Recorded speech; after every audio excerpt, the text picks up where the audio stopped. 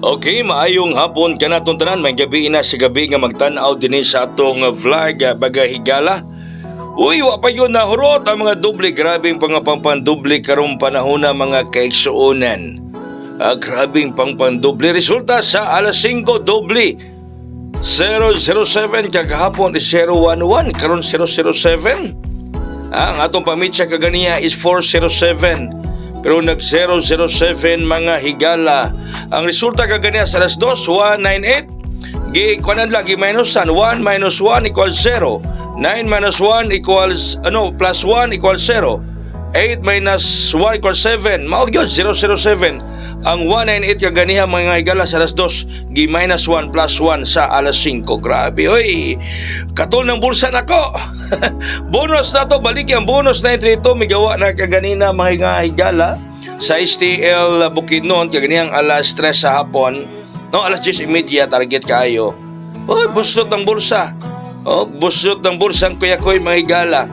No, grabiha oy sa mga numero ron oy. Nilikay man sa nako. Markatuon yun ako ni Mahigalas Manila. Makaatog kong ahat ani Mahigala. Okay, so doon lang kita Paris karon 8-0. Paris na to mga higala 8-0.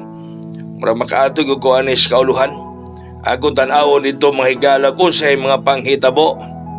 Okay, sa Paris 8-0, 8-0-3. 8-0-3. Sa Paris 8-0, 803 803 mga higala. Murag mo ato tag Manila ani mga higala paato ning kono dito. Ato ning susihon dito. So right side kaduha sa Paris 80801 di ana puro 801. Nag 198 ra ba kaganina.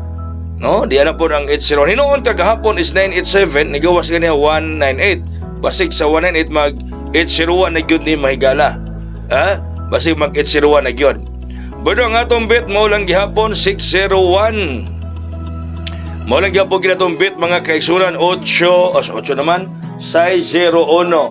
Mao lang gihapon kini ang bet sa inyong kuyakoy. 601 hawak ko ang bet. 601. Kanda lang gihapon ang atong bet mga higala, no? 601 ang atong bet mga kaigsunan, mga kahigalaan.